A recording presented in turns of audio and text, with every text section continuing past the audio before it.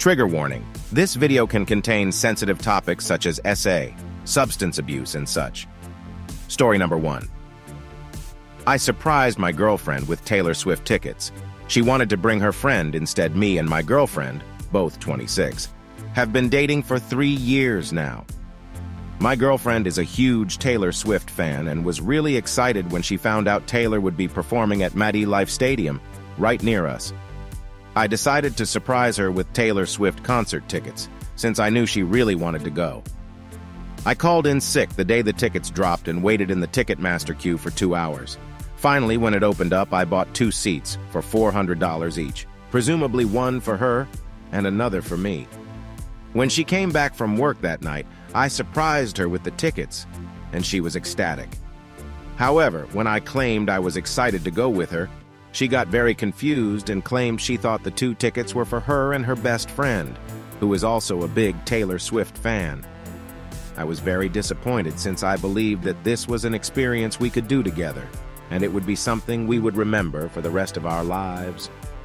My girlfriend could tell I was upset and said she would be happy to go with me instead.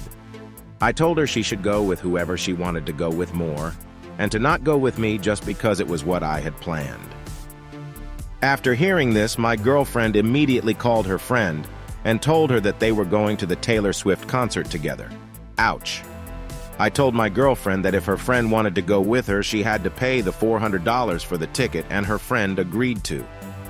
While my girlfriend and her friend went together and both had a great time, I felt betrayed since she chose her over me. While I know my girlfriend's BFF is a much bigger Taylor Swift fan than me, I was still excited to go since I've never been to a concert before, and I like to listen to some of Taylor Swift's songs. Like I said before, I also believe this would be a memory we could both remember together. Should I have done things differently and not given up my ticket so willingly? Story number 2. Husband wants to reset his whole life. Hi, I'm a 35-year-old woman married to a 45-year-old man for over 7 years. We have 4 beautiful kids. My husband recently had his birthday this week. I surprised him with a pregnancy test result that we will be having a 5th child. He seemed to have a meltdown when he heard it, and he said, "No, it is impossible. We have been careful." I thought he would be happy, as he said it himself when we were dating, that he wants a lot of kids. I calmed him down somehow. Yesterday, I went with my husband to the gynecologist to have my sonogram, and the doctor says I am 10 weeks pregnant and we are having twins. My husband was livid. He keeps screaming, "No, no, no, no, no." I lost count of him saying no. After his meltdown at doctor's office, he told me that he just can't have 6 kids at his age. I got confused as what he is saying, as I know he wanted a big family. He wanted it himself. I cried and told him what are we supposed to do, and he keeps saying that he just can't have 6 kids. On our way home, he says how he should not have gotten married and have kids, and he does not know anymore if his life is worth it, that he'd be happy to have a reset button. I got so mad I told him that it takes 2 to tango, that creating a kid is not just my fault. Today I woke up with screaming and crying kids begging their father to not go. Turns out he already packed and ready to go. My 3-year-old is hugging his father's luggage and crying, and his face is stoic. By then I knew I was stupid to committing a mistake of marrying him. It may be hard as I am pregnant right now, but I got a full-time job and we do have a nanny and supportive family and friends. It is best if he go. I do not need another baby to take care of. So to my dear soon-to-be ex-husband Jerry, F***CKU. Don't come back? Story number 3. I think my boyfriend is lying about his divorce. I, 42F, and my boyfriend, 48M, have been together for 5 years. We met online, something I had never thought I would try, but at the time, I had been single for many years and my sister had recommended it to me. I was reluctant at first. She kept telling me how she had found many dates through this website and that it would be perfect for me as I'm always busy working, so I could just use it in my free time or only when I felt like it. Anyway, one night over dinner she told me about this man she had recently met through the website and how perfect he was for her and how she could see a future with him. So I gave in. I gave it a try, not expecting to actually find someone. But when I matched with Carl, we hit it off instantly. He was so funny and charming, so we exchanged numbers and then agreed to meet for coffee the following week. When we met for coffee that day, Carl told me that he had just gotten a divorce from his wife, 46F, of many years, who he has 1 daughter. 25F with. I was fine with this. I'm not really the jealous type of person, and he had assured me that he was ready to move on and that their relationship had been dying for ages. The first date went well, and after a few more successful dates, he asked me to be his girlfriend. I was over the moon as I really liked Carl. I have always been very passionate about my work. I'm a nurse, so my job is very demanding and intensive, which means I work most nights during the week, but still, I wouldn't change it for the world. I thought this may be a problem with Carl when we first started dating, as I wouldn't be available most nights, and during the day after working a shift, I would be catching up on sleep, and therefore not available to see him or talk to him. However, this was not the case. Carl thought it was perfect, as he told me that he had a very busy schedule too with his work, business appointments, and making time to see his daughter. Carl told me that he was always free on a Tuesday, which happened to align perfectly with my work schedule, as I didn't work on Monday or Tuesday nights. He started coming over to my house every single Tuesday, pretty much every single week since, and that was 5 years ago. Here's where it starts to get a little bit weird, though. Since we agreed to see each other on Tuesdays, Carl has come to my house every single Tuesday 11 a.m. 3 p.m., but refuses to see me any other day and out of that time frame. He has always arrived perfectly on time at 11 a.m. and always left promptly at 3 p.m., no exceptions.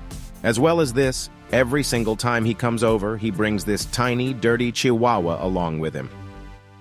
Well, last week, I found out that this dog he has been bringing belongs to his ex-wife. His excuse for this was that he likes taking the dog on walks, and they do 10 miles of walking every day together, but he works too much to commit to getting a dog for himself. I found this to be really odd, but I didn't question him about it any further. I know 10 miles might seem like a lot to walk the dog every day, and to be honest, I don't quite believe it myself, but I know that he does walk the dog regularly, as every Wednesday and Thursday he calls me whilst he walks the dog.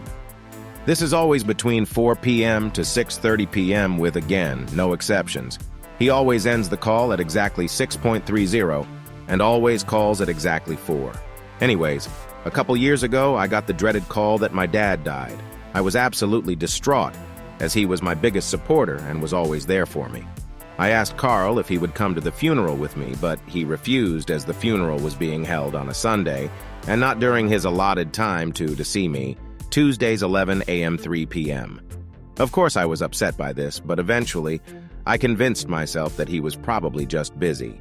Fast forward another year, I had become very sick and I had ended up in hospital. It was so serious that the doctors had told me I would have died had I have waited another day to seek medical help. I called Carl in despair and asked if he would bring me some clothes I had at home and drop them off at the hospital. Carl refused because I had asked him on a Saturday and not on a Tuesday. I was in so much pain.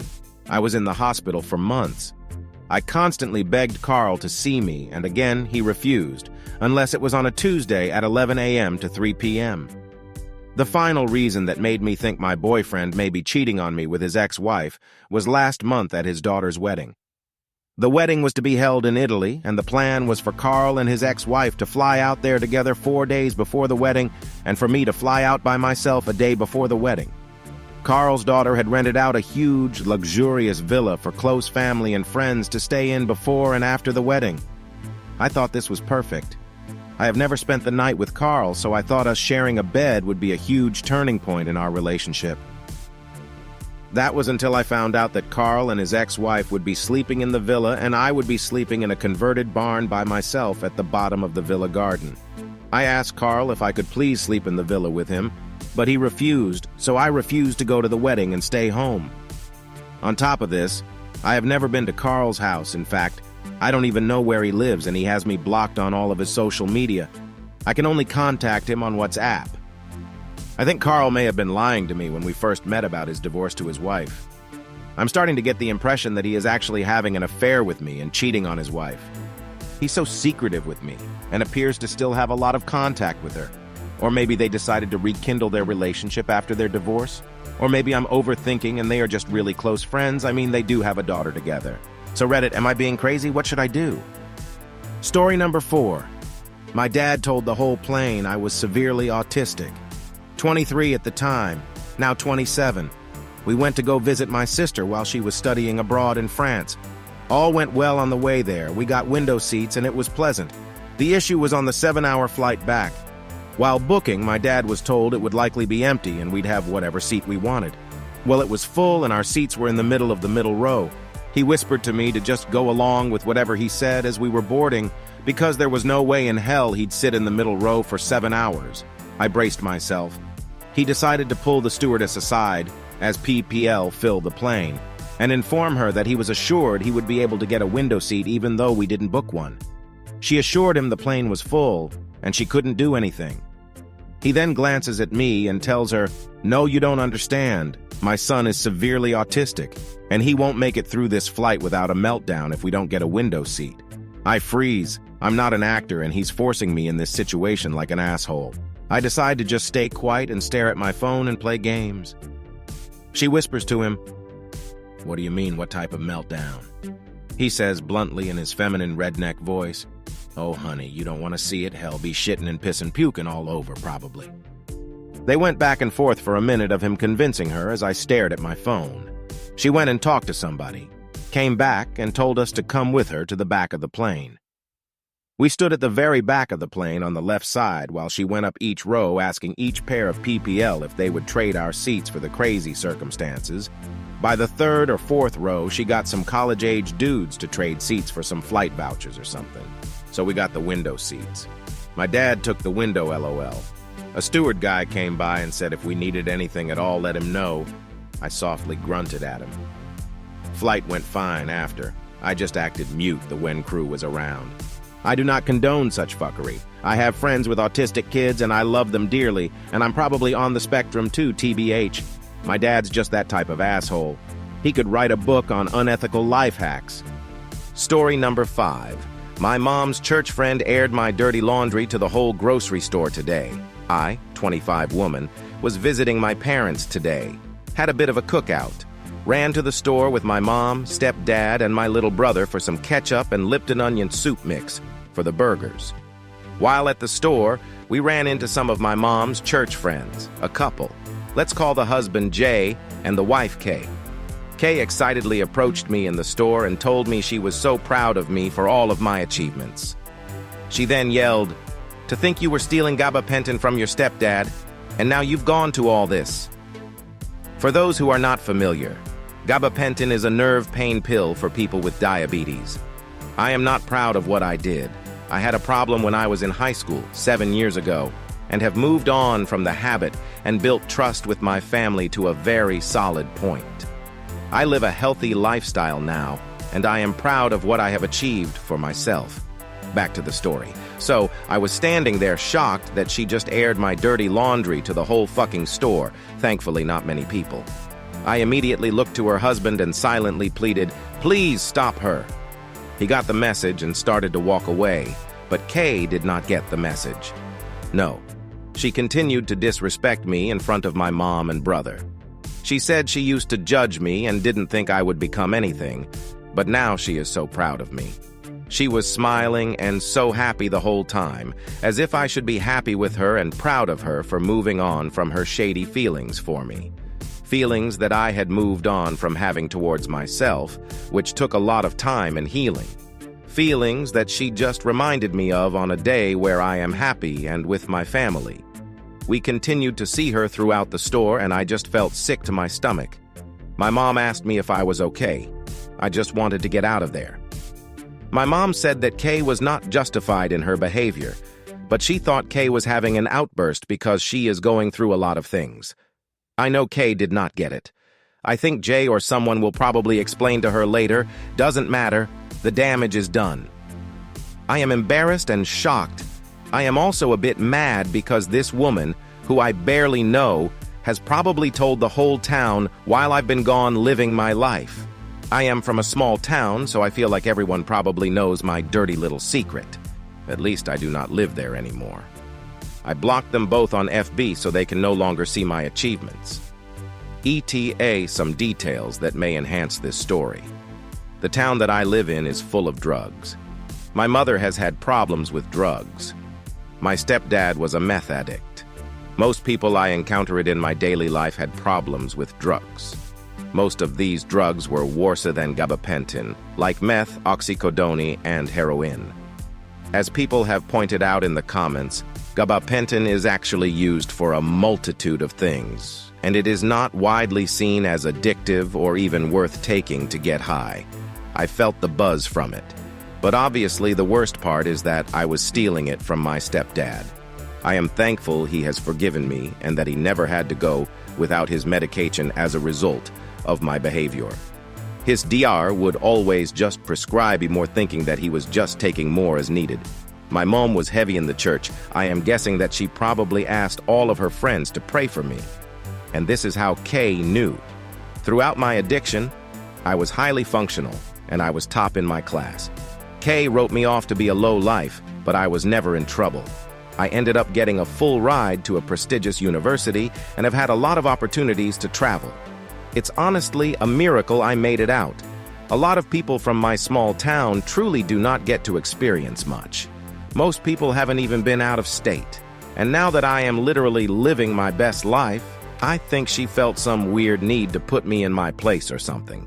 Story number 6. I wasted 5 years of my life dating my BF. I've been dating my boyfriend since my junior year of high school. We are 21 now. From the very beginning, there were red flags. He was lying about everything, obsessing about past relationships, and while he hid this pretty well at the beginning, he had some anger issues. Obviously, their problems just grew over the years, but each time I let it go because I've never experienced a connection more real. I've never been able to open up to anyone like this before. No one has ever accepted the worst parts of me so willingly. My dad is emotionally abusive, and I don't really have a relationship with him. I'm just not comfortable with my family or friends the same way I am with him. I'll admit, he love-bombed me. He bought me really nice purses, shoes, and jewelry. He took me put on dates. It was like he was putting on a great big performance for everyone. It was a good one, too, because I stayed even when he put his hand on my neck when I threatened to leave. He didn't squeeze. He just realized what was happening and started crying about it. About 1 or 2 years in, a co-worker at his retail job started flirting with him. He liked the attention, so he gives back the same, and then some. That's just his style. His other friends encouraged him to pursue her. He gave her rides home. She would often forget her belongings in the car, and brought food to her shifts on his days off. I met her once at the store, and I was introduced as his girlfriend. I've heard so many things about you. Good things, of course. I found out about this when I felt a strong urge to check his phone. Funny, I didn't search for more than a minute. I opened it and went straight to his male co-worker's chat. He says something like, "How was your little date?" My BF responds, "I was too nervous to do anything." He was house-sitting for someone that week, so his friends and family wouldn't have known what he was doing. He invited his lady co-worker and another girl to swim in the pool. I don't know anything else, but 3 years later, I'm still trying to figure out what he meant by, "I was too nervous to do anything." We had more ups and downs after that. I almost broke up with him so many times I've lost count. Each time he begged me to stay, and each time I was too weak to say no. So many more little things happened. He tried to buy only fan subscriptions 2 separate times when I voiced this as a boundary. I know he watches porn.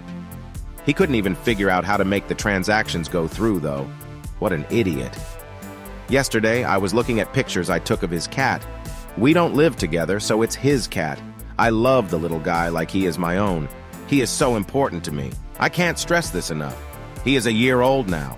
I took them on his phone because I couldn't find mine. We know each other's passcodes and generally trust each other with our phones, because that's been going well, right? While I was sending myself the pictures, I noticed a screenshot of a text conversation. It was Omegle. Now, I know from experience that people just fuck around on Omegle. You don't necessarily go there to cheat, not unless you're lame. Even though he might have been talking to a bot, what stuck out to me was what he said. The girl on the other end was trying to exchange Instagram usernames. My BF said, "I can't really give that out, LOL." He screenshotted it. He tried to tell me he didn't know why he screenshotted it, but the answer was right there. To save her username. You can laugh at how ridiculous this all is. He's done so much, yet he's done nothing at all. At first, what hurt me is that I wasn't enough, but I've realized my worth. Okay, just enough. But clearly, I have more to realize because I'm still here. Now all I can see are the times he's pushed our relationship aside, denied our love, and was willing to risk it all just for fun. I cried a lot yesterday, but not because of what he did. It was because I knew that eventually I would have to leave the cat. He would never be my cat.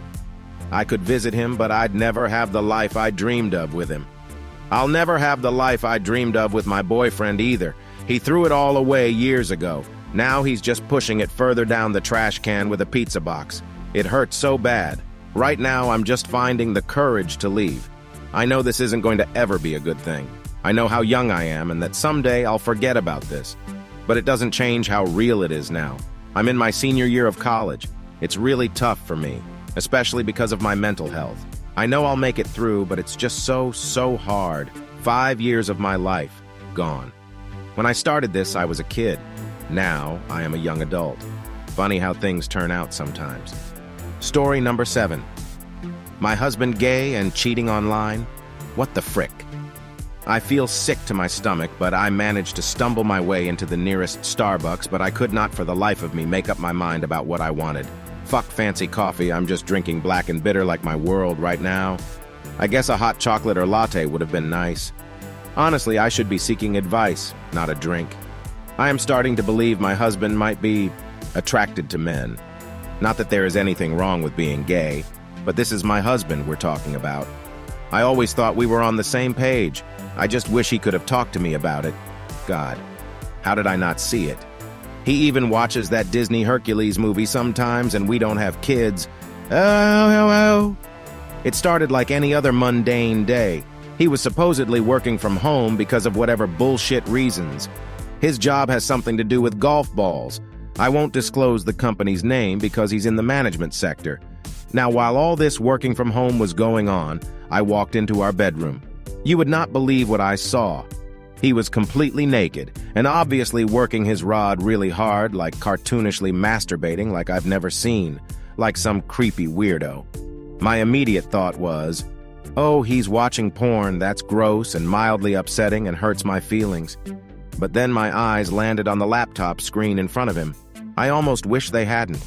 There he was, video chatting with some other guy doing the exact same thing.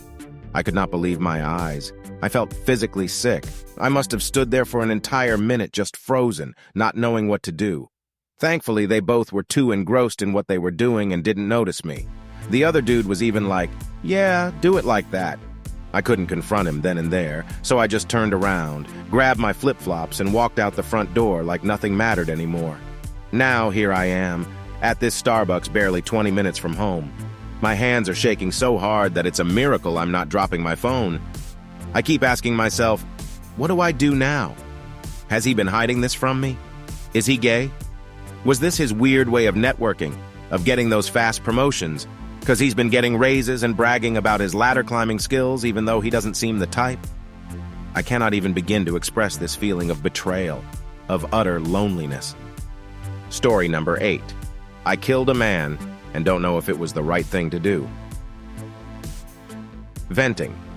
This was multiple years ago, back in the young hooligan days, at some party in the absolute middle of nowhere outside of some small town with absolutely nothing. There weren't too many people there, and I honestly still don't know how my group ended up there, but we did. We weren't even from anywhere around here. The night just took us there. Everything was going great, having a great time being normal 17. 20-year-old kids, doing what kids that age did. Had the music loud, beers flowing, just being kids. I, 20M, with 2 of my friends, 20M and 18M, kinda sticking to ourselves most of the night due to the fact that we really didn't know how we got there or anybody else that was there. We're throwing them back like we never have. As the night rolls on, we each find our own little fling to keep us occupied, making small talk and such. We all know how it goes. The night kept going, and we were all in and out of conversation with each other and our little flings. But deep into conversation with one of my buddies, I realized that the girl I was flirting with had disappeared, which was weird due to the fact that she rode with the girl one of my friends was messing with. So I walk up to her and my friend and ask her what happened to her friend, if she had went home early or what, to which she responds, I am her only way out of here, so she's got to be here somewhere. So that rouses suspicion. Nobody's seen her in about 30 minutes, so we all begin to look.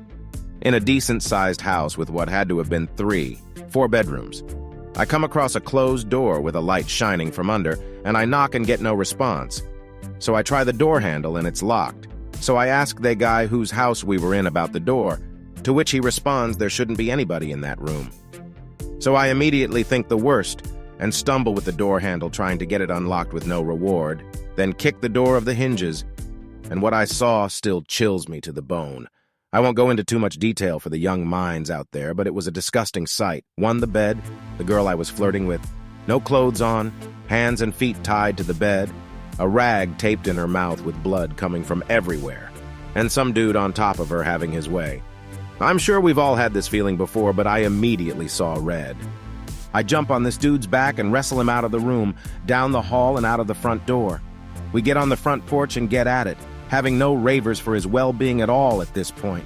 After going at it for a couple minutes, breaking the furniture and whatever else these people had on their front porch, he falls off of the porch face first.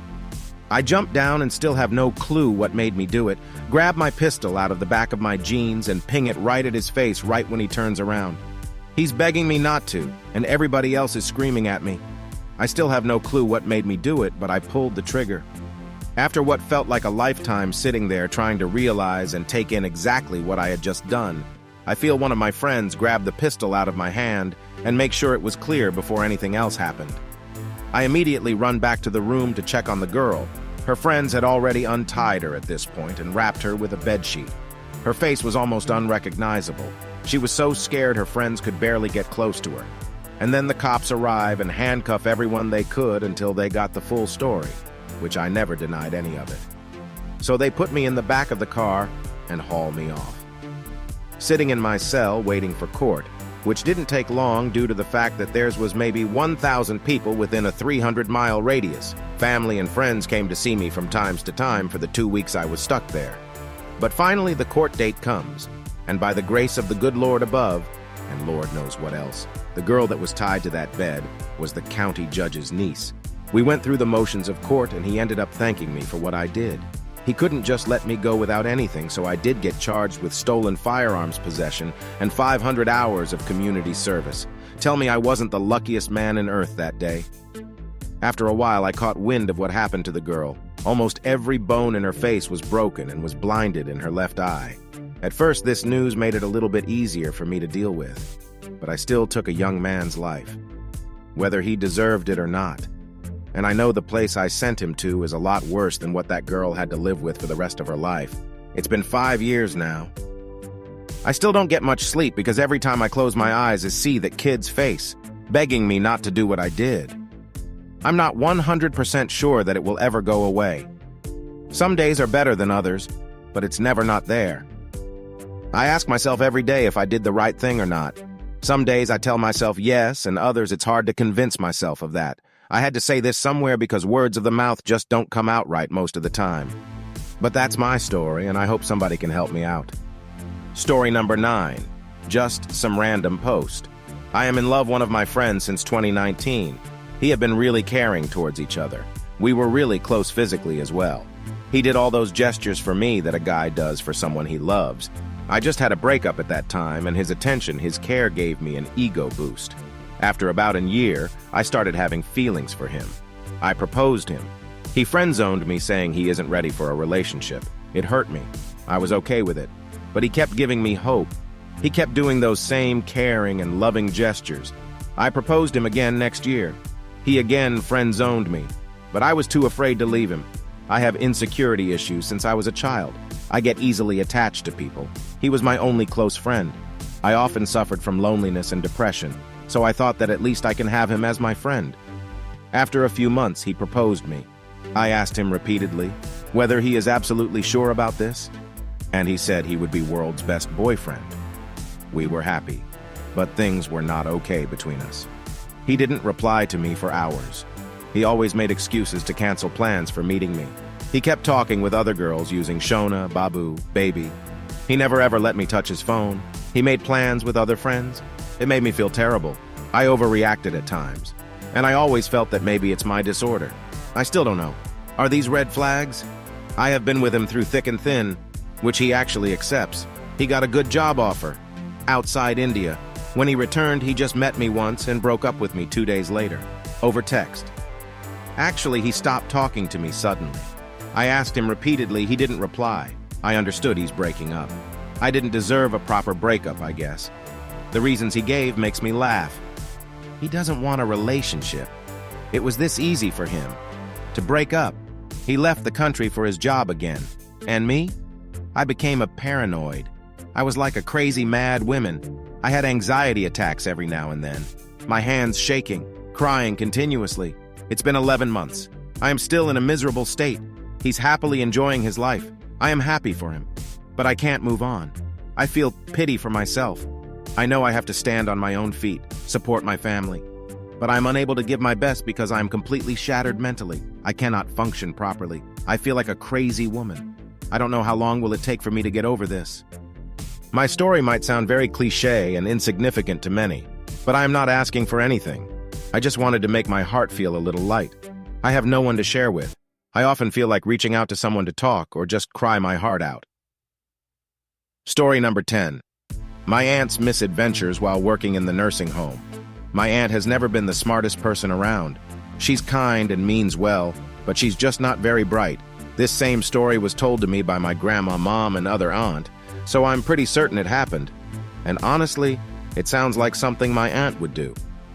Grandma worked at a nursing home, and my aunt, who hadn't been out of high school very long, needed a job.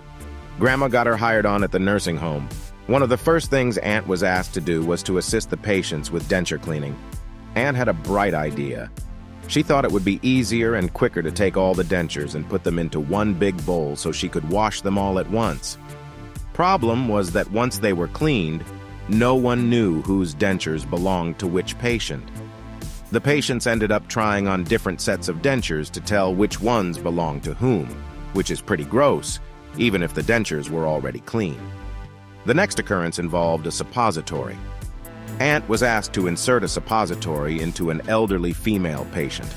Aunt goes to the patient and inserts the thing into the wrong orifice. They are meant to be anally inserted. Patient begins to scream in pain, and Aunt runs off the grandma crying. Apparently, she didn't know which hole it was meant to be placed into. Grandma had to come in and insert it into the right hole. The next incident involved a patient who was refusing to eat. Aunt takes the patient's food into patient's room. Patient doesn't say anything or even look at her. Aunt proceeds to forcing food into the woman's mouth. However, Aunt can't understand why the woman isn't saying anything, or why she isn't trying to chew or swallow. The patient just had a blank stare in her eyes and wasn't moving. Aunt goes to my grandma and tells her, "Mrs. X isn't eating, I don't know what's wrong." Grandma goes into the room, looks at the patient, and turns around and tells my aunt, "Well, Aunt's name, she's dead." Aunt started into a hysterical crying fit. The final straw was when a man with dementia walked up to my aunt and grabbed her breasts while shouting, "Boobies!" She screamed and cried again, and I think that's when Grandma and Aunt decided it would be best if she found another job. Aunt did find another job working at the local courthouse where she worked 30 years before retiring. That job was a much better fit for her. To this day, anytime I think of this story, it makes me chuckle. Story number 11. Always tell someone happy birthday, because you never know if it'll be their last. Near the end of my 7th grade year, I had a crush on one of my close friends. I don't really remember how I became good friends with him, but we would FaceTime almost every night. I remember one night I was on the phone with him crying to him about my friends because they were so shitty and I didn't know how to tell them that I'd felt left out. I don't think he ever saw me as more than a friend, but I enjoyed talking to him anyway. There was a spring dance coming up and I didn't want to ask him to go, so I just brought up hanging out with him there, and he said he wanted to. At the dance, I talked to him for a little while, then went off with those same friends that treated me horribly. I noticed throughout the night that he was talking to a girl a lot, particularly a girl I didn't like. The summer before, we'd argued a lot. I ignored that he was talking to her and I kept hanging out with my friends. I hated that night. A lot of my girls had boys to go with, or if not, that they were all in a little group that I didn't want to be a part of. I went home and cried. A few days later, I found out that my best friend was dating the girl that I hated. I was so mad. He'd stopped talking to me completely after that night, too. After a while, I accepted that they were dating. Not even 3 weeks after this all happened, everything changed. I was staying overnight at a friend's house, and I'd woken up early in the morning. I saw that everyone was talking about my old best friend. He was rushed to a hospital that morning because there was a tumor in his hip. Barely 2 days after that, he was diagnosed with cancer. I've never been very religious, but I prayed those few days. I found myself texting him, saying that I was keeping him in my thoughts, and I asked him if he was okay. Like, mentally okay. He said he was fine, even though I knew he wasn't. The two of us were in marching band together at the time. He didn't go to practices, but he made sure he was able to go to every parade to watch our school march or hand out water. He spent the entire summer going to the city for treatment. By the end of June, he'd lost all his hair. He told me one night on a call in spring that he was going to grow his curly hair out for the summer. His girlfriend broke up with him. Actually, she made her friend do it because she felt too bad. I still hate her. He spent his 13th birthday undergoing chemo. I texted him and told him happy birthday. Into 8th grade, his cancer got worse. He spent most of the time at a hospital. I don't really remember what happened. I got so depressed and just stopped caring. I had a failing grade in most of my classes to start off the year. Though I'd never regained my relationship with him, I still felt very close to him, and I was so scared to lose him. He passed away 3 days before my birthday. It'll be 3 years in November. Sorry if this is choppy. I didn't feel like making sure I wrote everything properly. Story number 12. I am a horrible driver. I have been driving for a little over 2 years now, and I realize I am just a horrible driver. Throughout those 2 years, I have gotten really close to causing crashes multiple times, and I am so embarrassed and ashamed of myself. For example, there was one time where I went to turn left on a 2-lane road, and there was a car coming towards me. I thought the car was a lot further away, but I guess not. I just barely got across the road without getting hit, and I'm telling you, it couldn't have been closer. There was another time recently where I had just gotten off of the interstate and was on a 4-lane road in the right lane at a stoplight. Well, I had a left turn right after that stoplight, so I waited until everyone in the lane to my left passed by after the light turned green and then turned over to that lane and over again to the turning lane. I was also still somewhat in the other lane since I just pretty much made a 90-degree turn. Now, why did I do this? I have no idea. I was just nervous trying to follow my maps, and I was also in a big town I was not used to. Of course, that is no excuse, though. These 2 incidents happened when I was by myself, though, and I try to just learn from my mistakes and let go of the guilt and embarrassment of doing something so stupid. I've made other mistakes when driving by myself, but nothing as bad as what I just talked about, and if something minor does happen, I try to learn from it. But recently I have started college, and my friend, which I am rooming with, has been wanting to ride with me everywhere. Now, I wasn't that good of a driver before, but when someone else is in the car with me when I'm driving, I get so much more nervous and make so many more mistakes.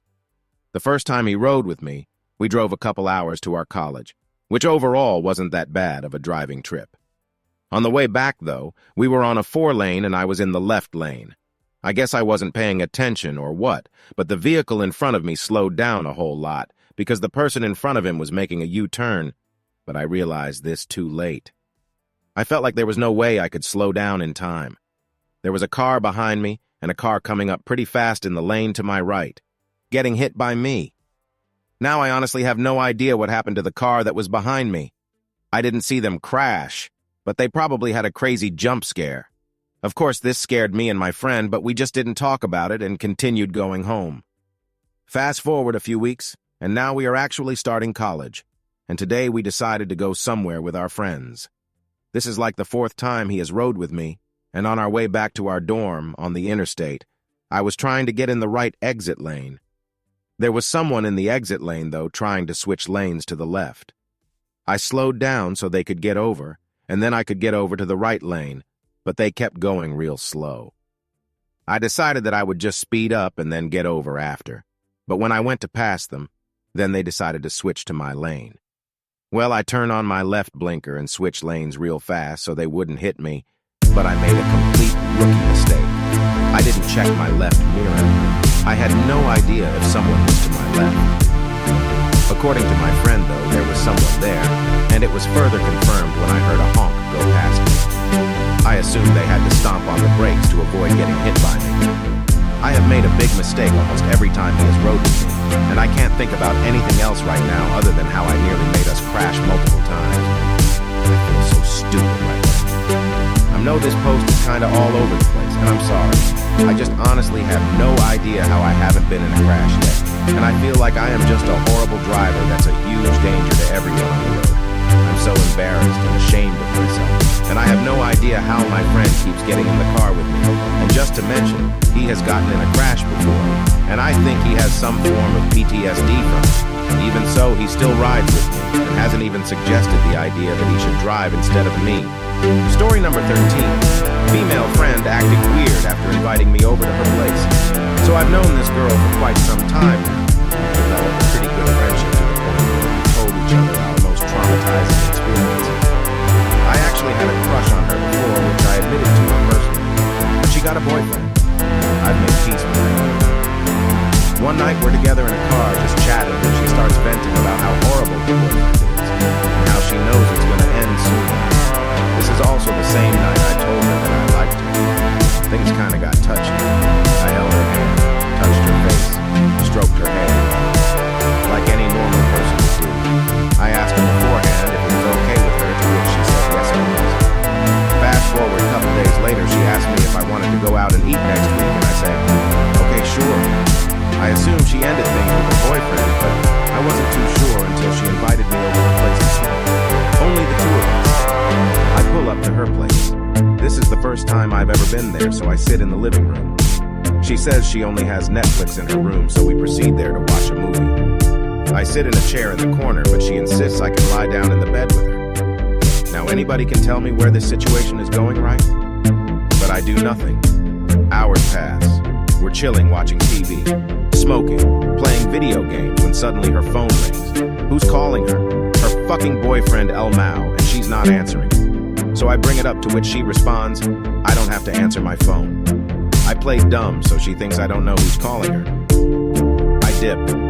Now she texts me about me being too touchy when I was at her place, so now she doesn't feel like hanging out with me anymore. Which is weird, because I didn't even do anything. The only thing touchy I did was hold her hand for a brief moment to compare hand sizes. I also kept asking her if she wanted me to go home, to which she said no.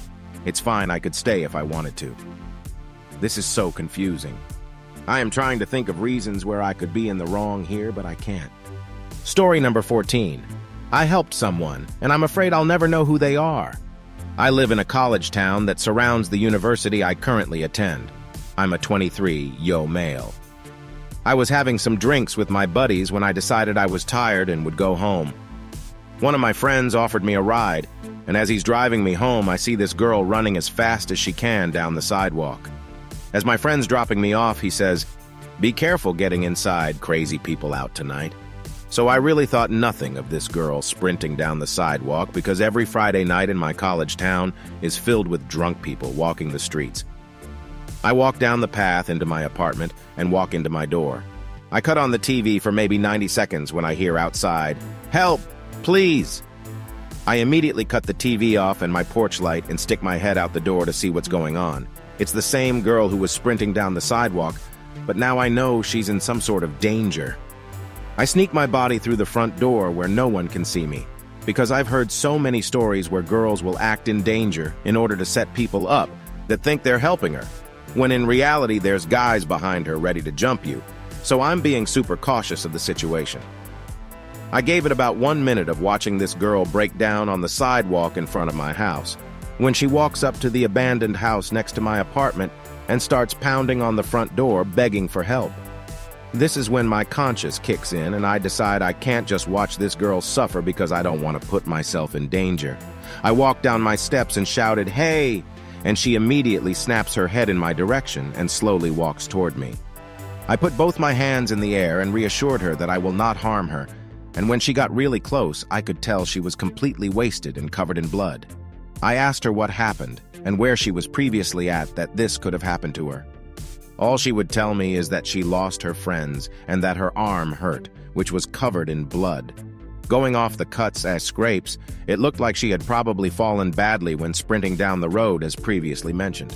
The only things she told me about where she needed to go home to were the street name, which is a super long street, and that her friend drove a yellow Jeep that would be in the parking lot. We walked and chatted for about 25 minutes. She told me she didn't go to school here, her name, where she was originally from, etc., and really seemed just like a nice soul. Finally, I spot a yellow Jeep on this street, point it out to her, and her face lights up in relief. She walks up her stairs and asks me if I'd like to come in. I deny, knowing she's wasted and have friends who will take care of her hopefully. She looks me in my eyes and says, "You're a beautiful person. Will I ever see you again?" And all I could say is, "I hope, but probably not." I know, it sounds corny, but I walked home, and it's all I can think about for the past 2 days now. Since her friend lives in university housing, I walk by the yellow Jeep anytime I want to get to campus from my house. I'm dying to know who this girl was, what happened to her, and if she's okay. Do I knock on the door she took me to and ask her friend? Or do I just live on with my life and wonder for a long, long time in my future who this person was and if they're okay? I just don't want to be the creep who knocks on this stranger's door about an already bizarre situation. Please, advice. Story number 15. Just my story. This is just the story of my life that for some reason, or maybe not, I felt like writing down. It might be a little long and boring to read it, sorry in advance. I hope it won't sound superficial, because I had to exclude a load of details, otherwise I would have kept writing for a whole week. Until a few years ago, my vision for the future was pretty clear. I wanted to be a soldier, and I was working for it. 2019. First Army competition try, around a year and a half later having finished the high school. It was an NCO competition, so in case of winning, I would have had to stay in the academy for 3 years, completing the military training and getting a bachelor degree in politics science, getting the marshal rank. I was rejected after the first test. Multiple choices, 6, 7 different subjects. I had more than the minimum score, but not enough to be included in the limited enrollment. Beginning of 2021, second try, same competition, totally different motivation and mindset. Nailed the first test, 82.7 points on a maximum score of 85. Passed the second test, physical training, with a medium-high score. Rejected by the psychologist during the interview, the second last test, end of 2021. Discouraged by the second failure, I said myself that I would have tried one last time with an easier competition. No theoretical test. You start the career from the bottom, in order to not spend too much time for it, since the moment you sign till the day you join, in case you pass all the tests for the previous competition, present all the documents and analysis requested, and finally done the apprenticeship, there is a time lapse of 6, 7 months, so if you fail at the last step, you just wasted months and money for nothing.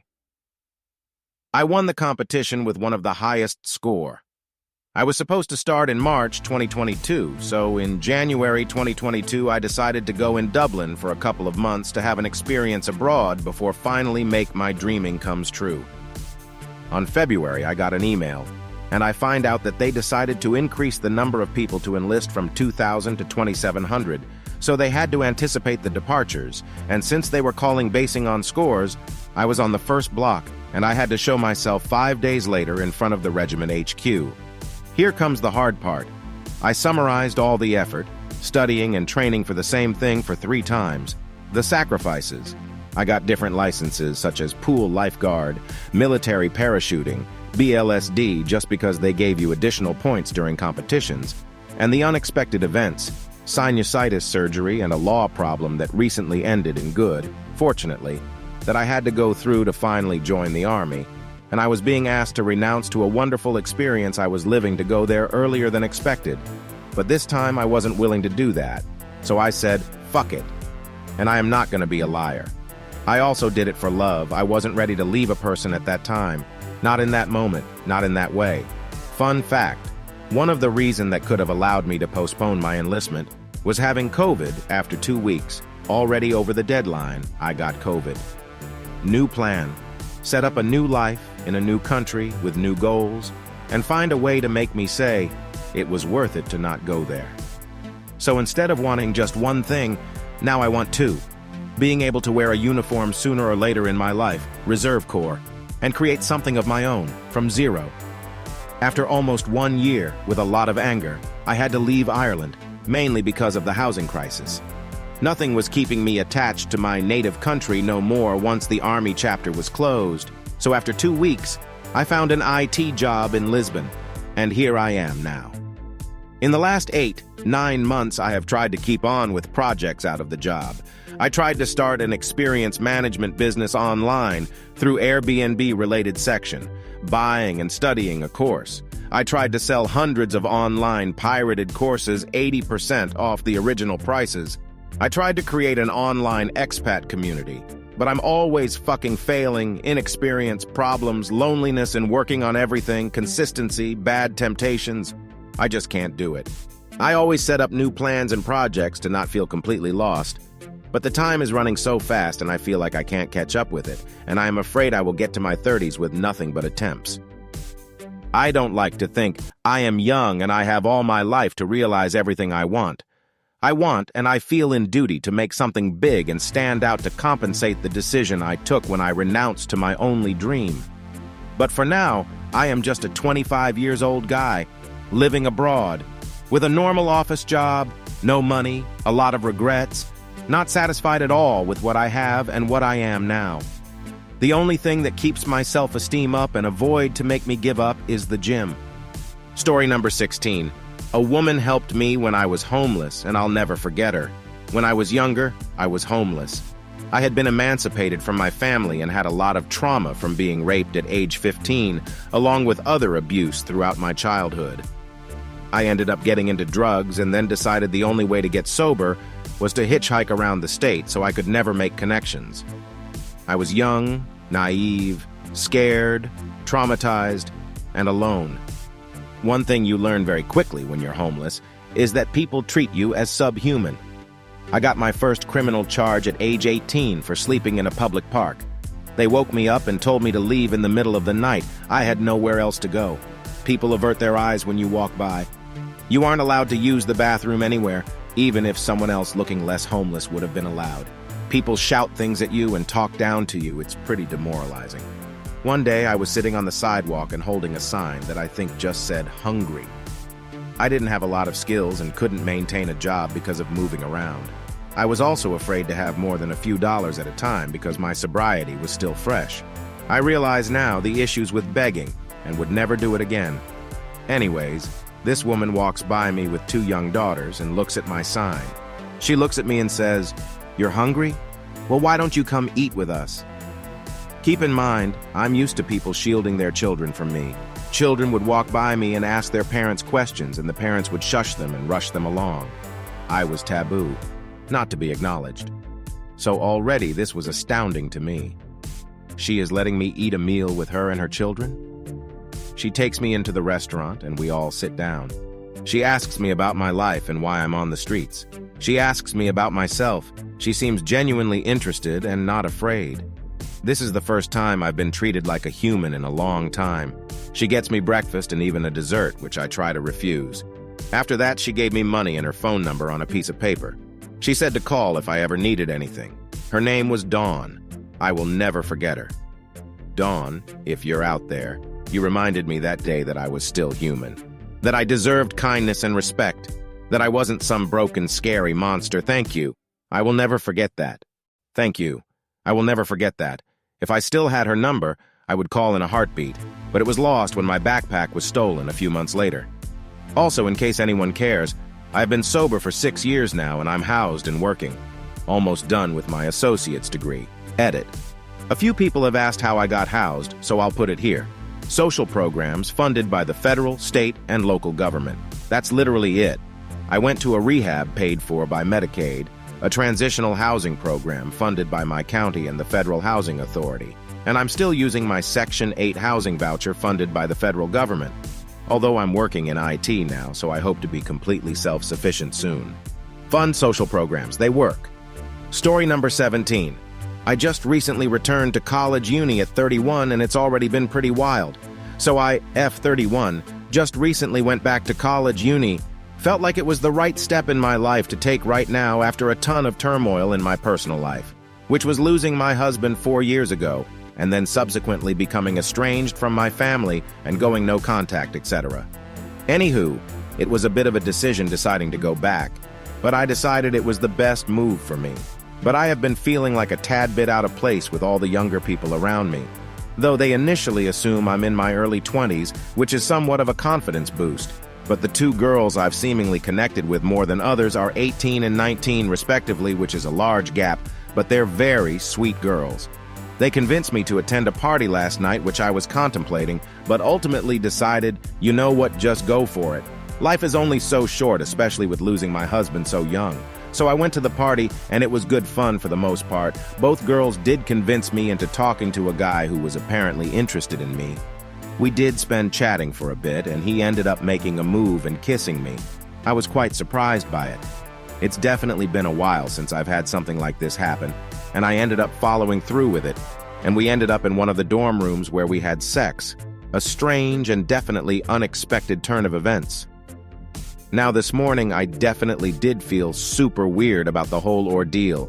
I didn't even do something like this when I was last in uni college, and then I found out he's 18. And gosh, I've been absolutely mortified since I am cringing badly. I don't think I'll be able to live this down.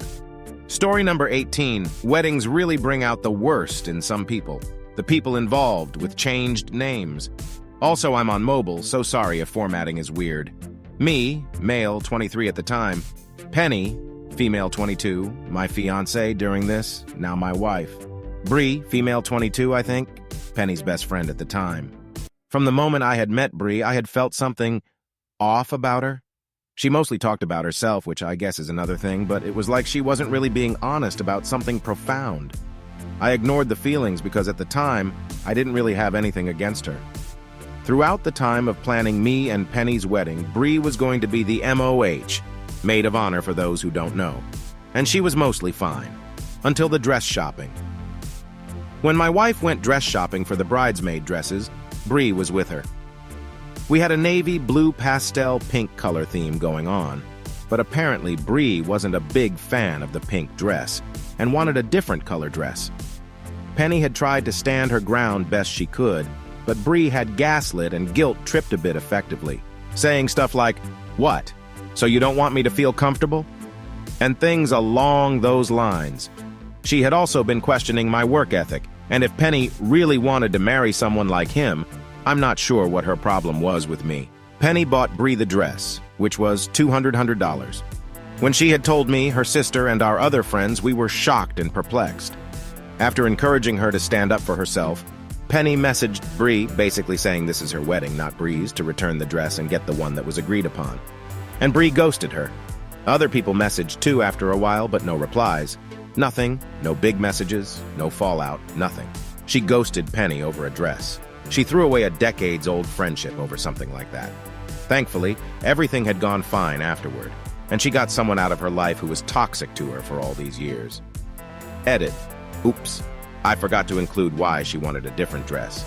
She apparently didn't like the color of the dress she was supposed to wear.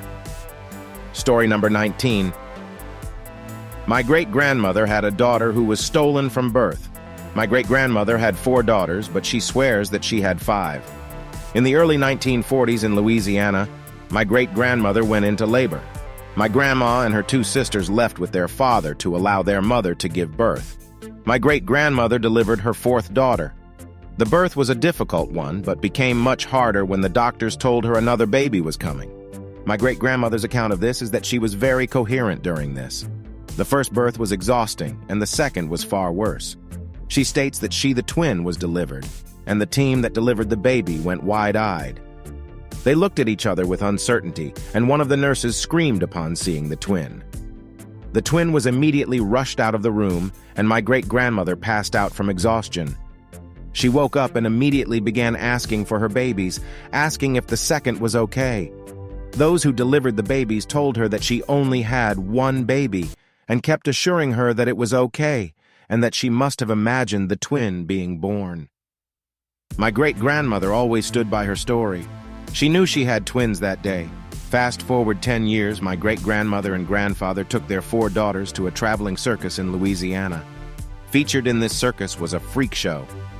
Halfway through the show, a 10-year-old girl with no arms or legs was carried on stage and placed on a stool to be gazed upon and was introduced as a child born in this very town.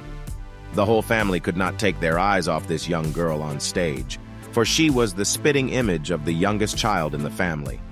After the show, my great-grandmother searched frantically for this girl, but was unable to find her. On her deathbed, my great-grandmother swore that the girl in the show was the daughter that she was told never existed, her 5th child.